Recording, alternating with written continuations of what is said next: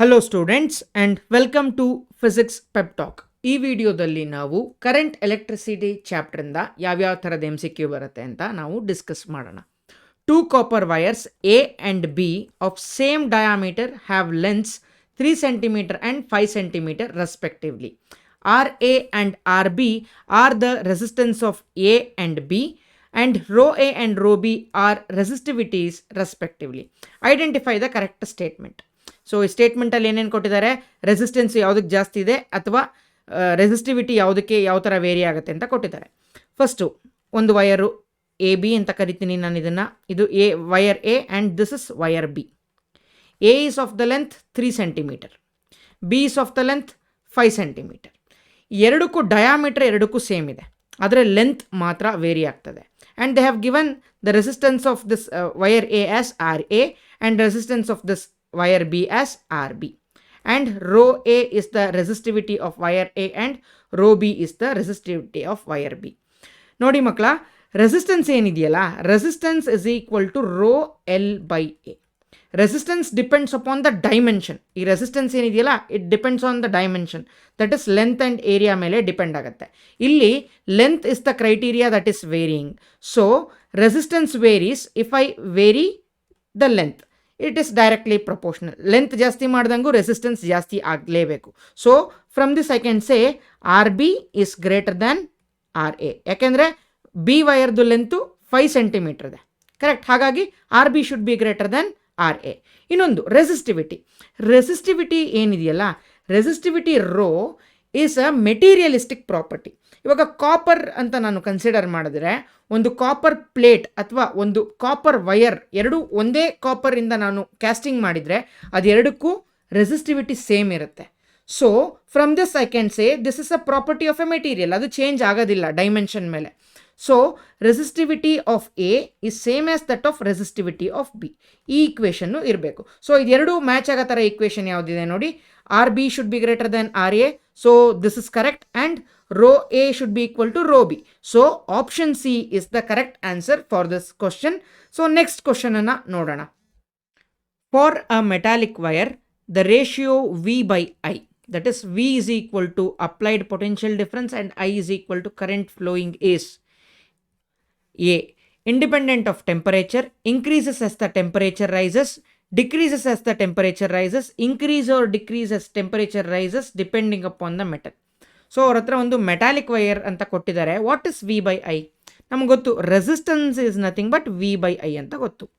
ಅವರು metallic wire ಅಂತ ಕೊಟ್ಟಿರೋದ್ರಿಂದ ವಿ ನೋ ದಟ್ ನಾವು ಟೆಂಪರೇಚರ್ ವೇರಿಯೇಷನ್ ಡಿಸ್ಕಸ್ ಮಾಡ್ತಾ when we plotted a graph of resistivity versus temperature, metal wires ಹಿಂಗಿರುತ್ತೆ, it is like this. As we keep on increasing the temperature the resistivity was increasing. So ರೆಸಿಸ್ಟಿವಿಟಿಗೂ ಮತ್ತು ರೆಸಿಸ್ಟೆನ್ಸ್ಗೂ ಏನು ಸಂಬಂಧ? R is equal to rho L by A. So they both are directly proportional alwa. With respect to temperature, as I vary the temperature, resistivity also varies. Resistivity increase ಆದರೆ obviously resistance should also increase. ಹಾಗಾಗಿ ಮೆಟಲ್ಗೆ when I increase the temperature, the resistance also increases. V by I ಅಂದರೆ ಏನು? Resistance. Resistance increases as temperature rises is the right answer. So next problem na ನೋಡೋಣ. For two resistance wires joined in parallel, the resultant resistance is 6 by 5 ohm. When one of the resistance wire breaks, the effective resistance becomes 2 ohms. Find the resistance of the broken wire. So ಅವ್ರ ಹತ್ರ ಎರಡು wire ಇದೆ ಅಂತ consider ಮಾಡ್ತಾ ಇದ್ದಾರೆ. ಆದರೆ ನಾನು time being ಎರಡು ರೆಸಿಸ್ಟರ್ ಅಂತ ಕನ್ಸಿಡರ್ ಮಾಡ್ತೀನಿ. ಏನಕ್ಕೆ ಅಂದರೆ ನನಗೆ ರೆಪ್ರೆಸೆಂಟೇಷನಲ್ಲಿ ಆ್ಯಕ್ಚುಲಿ ಪ್ರಾಬ್ಲಮ್ ಆಗುತ್ತೆ ನಿಮಗೆ ಹೇಳ್ಕೊಡ್ತಾ. ಓಕೆ, ಇದು ಎರಡು ರೆಸಿಸ್ಟೆನ್ಸು, ಆದರೆ ಕ್ವಶನಲ್ಲಿ ಎರಡು ವಯರ್ ಅಂತ ಕನ್ಸಿಡರ್ ಮಾಡಿದ್ದಾರೆ ಅಷ್ಟೇ. ಸೊ ಈ ವಯರ್ಗೆ ರೆಸಿಸ್ಟೆನ್ಸ್ R1 ಇದೆ ಅಂತ ಅಸ್ಯೂಮ್ ಮಾಡ್ತೀನಿ, ಈ ವಯರ್ಗೆ ರೆಸಿಸ್ಟೆನ್ಸ್ R2 ಇದೆ ಅಂತ ಅಸ್ಯೂಮ್ ಮಾಡ್ತೀನಿ. ಈ ಥರ ಪ್ಯಾರಲಲ್ ಕಾಂಬಿನೇಷನ್ ಇದ್ದಾಗ the effective resistance R is equal to 6 by 5 ohm ಇದೆ ಅಂತ ಅವರು ಕೊಟ್ಟಿದ್ದಾರೆ. ಓಕೆನಾ? ಇವಾಗ we know that in parallel combination 1 by R, that is 1 by effective resistance will be equal to 1 by R1 plus 1 by R2. ಈ equation ನಿಮ್ಗೆ ಗೊತ್ತೇ ಇರುತ್ತೆ ಎಲ್ರಿಗೂ. ಓಕೆನಾ? ಇವಾಗ ಏನಾಗುತ್ತೆ ಅಂದರೆ one of the resistor break ಆಗೋಗುತ್ತೆ. ಈ ರೆಸಿಸ್ಟರ್ R1 ಬ್ರೇಕ್ ಆಯಿತು ಅಂತ ಅಂದ್ಕೊಳ್ಳಿ. ಇವಾಗ ಕ್ವಶನಲ್ಲಿ ಅದೇ ಕೊಟ್ಟಿರೋದು, if one of the wire breaks ಅಂತ ಕೊಟ್ಟಿದ್ದಾರೆ. ಸೊ ಆವಾಗ ಎಫೆಕ್ಟಿವ್ ರೆಸಿಸ್ಟೆನ್ಸ್ ಏನಿರುತ್ತೆ ಅಂತ ಕೊಟ್ಟಿದ್ದಾರೆ ಅಂದರೆ that will be equal to 2 ohms ಇದೆ ಅಂತ ಕೊಟ್ಟಿದ್ದಾರೆ. ಒಂದು ವೈರ್ ಬ್ರೇಕ್ ಆಯಿತು ಅಂದರೆ ಇಲ್ಲಿ ಓಪನ್ ಸರ್ಕ್ಯೂಟ್, ಇಲ್ಲಿ ಏನು ರೆಸಿಸ್ಟರೇ ಕನೆಕ್ಟ್ ಆಗಿಲ್ಲ. ಸೊ ಒಂದೇ ಒಂದು ರೆಸಿಸ್ಟರ್ ಇದೆ, ಆ ರೆಸಿಸ್ಟರ್ ವ್ಯಾಲ್ಯೂ 2 ಓಮ್ಸ್ ಅಂತ ಅರ್ಥ. ಓಕೆ, ಸೊ ಇವಾಗ R2 ವ್ಯಾಲ್ಯೂ ನನಗೆ ಗೊತ್ತಾಯಿತು, that is 2 ohms. R value ನನಗೆ ಗೊತ್ತು, that is 6/5. So from this I can write what is 1/R1. So 1/R1 ಅಂದರೆ R2ನ ಈ ಕಡೆ ಹಾಕೊಂಡ್ರೆ 1/R minus 1/R2 ಅಂತ ಆಗುತ್ತೆ.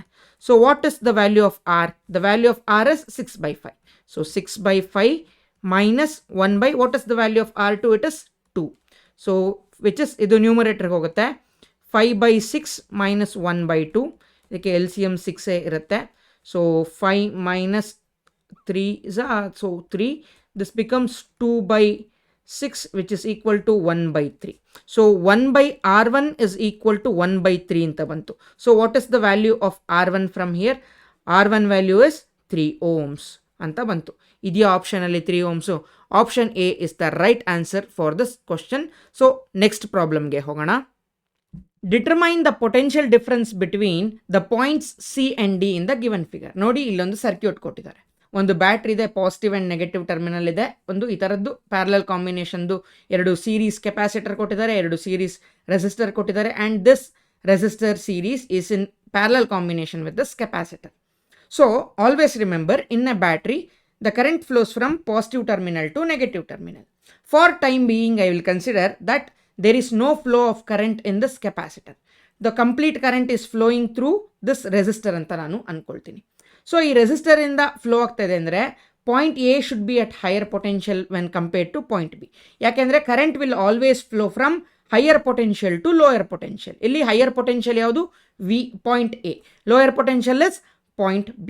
So the total current in the circuit I will be equal to V/R, where V is the potential that we have applied, that is 12 volt.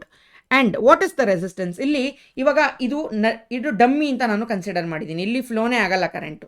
So ಇದೆರಡು ಸೀರೀಸಲ್ಲಿದೆ. So series combination of this 2 resistor becomes 6 + 3, that is 9 ohm. And this 9 ohm resistor is in series with this 1 ohm internal resistance of the battery. So total resistance of the circuit is 10 ohms. So that is 10. So the total current in the circuit is 1.2 amperes ಅಂತ ಆಯಿತು. ಆಯಿತಾ? ಇವಾಗ current point A ಇಂದ point ಡಿಗೆ flow ಆಗ್ತಾ ಇದೆ ಅಂತ ಅಂದ್ಕೊಂಡ್ರೆ potential difference between point A and point D ಏನಂತ ಬರಿಬೋದು ಅಂದರೆ VA minus VD.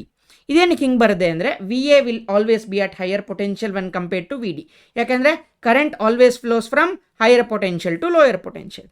V is equal to I times R. Correct? I times R. What is the value of I? The value of I is 1.2 amperes. So point A ಮತ್ತು point D ಮಧ್ಯ ಯಾವ resistor ಇದೆ? That is 6 ohm resistor ಇದೆ. Correct? So into 6, this becomes 6 into 1.2 becomes 7.2 volts ಆಗುತ್ತೆ. So there is a potential drop of 7.2 volts across point A and point D ಅಂತ ನನಗೆ ಗೊತ್ತಾಯಿತು. Similarly, I will determine the potential difference between point D and point B. ಅದನ್ನು ಹೆಂಗೆ measure ಮಾಡ್ತೀನಿ ಅಂದರೆ VD minus VB. ಯಾಕೆಂದರೆ VD is always at greater potential when compared to VB. So that is also equal to IR. What is the value of I? It is 1.2. What is the value of R between point D and point B? It is 3. 3 into 1.2 becomes 3.6 volts ಅಂತ ಆಗುತ್ತೆ. ಓಕೆನಾ? ಇಲ್ಲಿ 3.6 volt ಅಷ್ಟು potential drop ಇದೆ ಅಂತ ನನಗೆ ಗೊತ್ತಾಯಿತು between point D and point B. Okay, so I will call this as equation number 1 and I will call this as equation number 2. Okay, so from equation 1 and 2, when I add equation 1 and 2, VA minus VD ಇದೆ plus VD ಆದರೆ ಇದೆರಡು cancel ಆಗುತ್ತೆ, ಇದೆರಡು term, minus VB ಹಾಗೆ ಉಳಿಯುತ್ತೆ. So RHSನು ನಾನು add ಮಾಡಬೇಕು. 7.2 plus 3.6 becomes 10.8 volts is the potential drop across point A and B. Okay, ನನಗಿದು ಗೊತ್ತಾಯಿತು. I will call this as equation number 3. Okay, ಇವಾಗ ನಾನು ಎಫೆಕ್ಟಿವ್ ಕೆಪಾಸಿಟೆನ್ಸ್ನ ನಾನು ಕಂಡುಹಿಡ್ಕೊಳ್ತೀನಿ. Effective capacitance.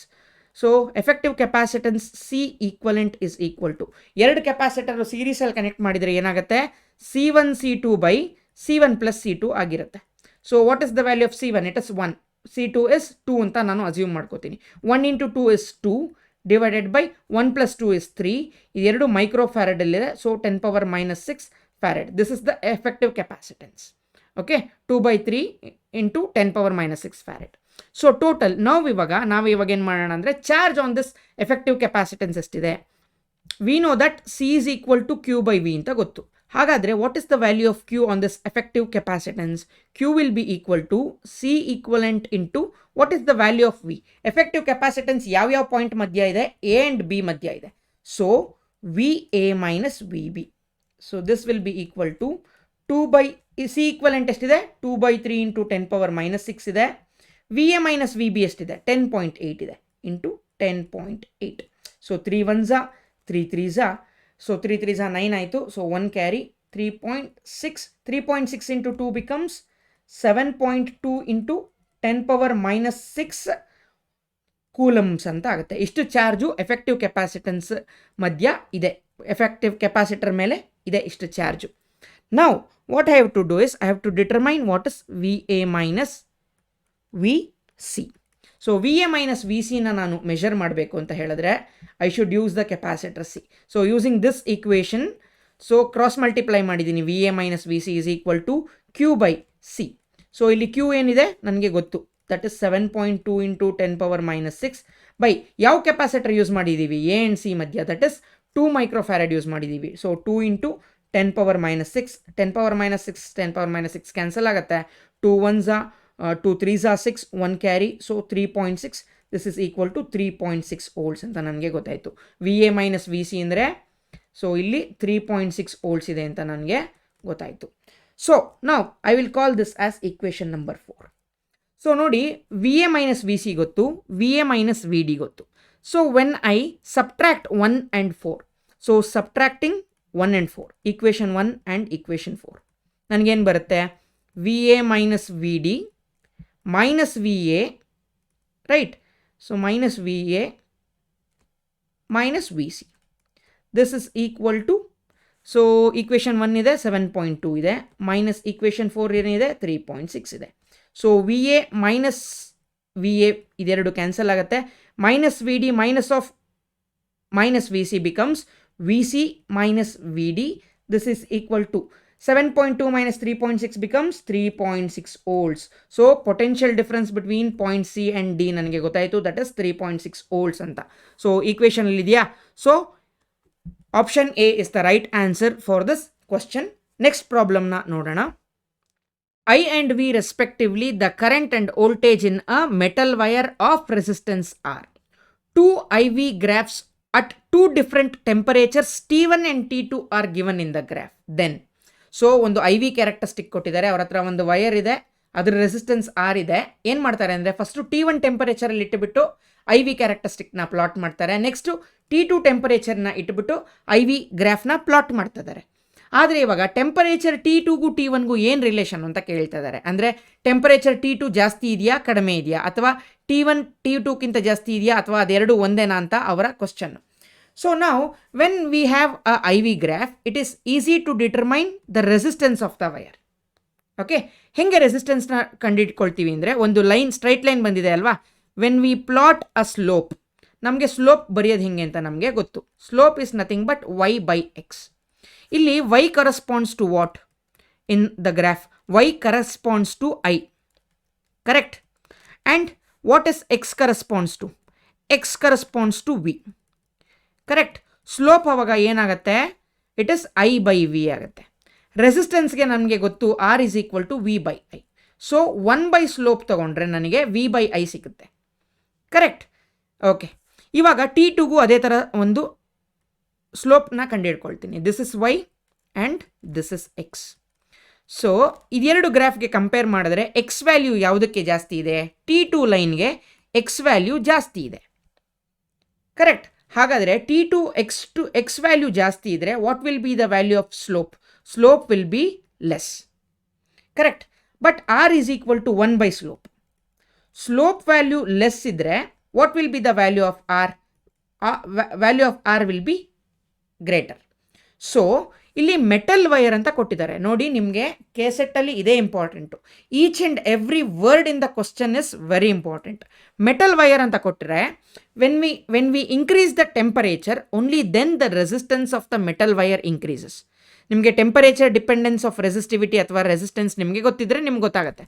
So when I increase the temperature the value of resistance increases. ನೋಡಿ ಇಲ್ಲಿಗೆ T1 ಲೈನ್ಗೆ ಮತ್ತು T2 ಲೈನ್ಗೆ ಕಂಪೇರ್ ಮಾಡಿದ್ರೆ T2 has greater resistance than T1.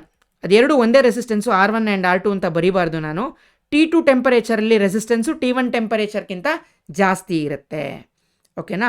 ಹಾಗಾದರೆ ಟೆಂಪರೇಚರ್ T2ಗೂ T1ಗೂ ಏನು ರಿಲೇಷನ್ನು? ಇದು ಮೆಟಲ್ ವೈರ್ ಆಗಿರೋದ್ರಿಂದ ಟೆಂಪರೇಚರ್ನ ರೈಸ್ ಮಾಡಿದ್ರೆ ಮಾತ್ರ ರೆಸಿಸ್ಟೆನ್ಸ್ ಚೇಂಜ್ ಆಗುತ್ತೆ. So T2 should be greater than T1. Option ನೋಡಿ, T1 is equal to T2 ಇದಲ್ಲ, T1 is greater than T2 ಇದಲ್ಲ, T1 is less than T2 and T1 is equal to 2T1. So option C is the right answer for this question. So that's it for this video, guys. If you like my efforts, please do like, share, comment and subscribe. This is your teacher Nagabharana signing off with a smile. I will meet you guys in the next video. Until then, have a nice day. Bye.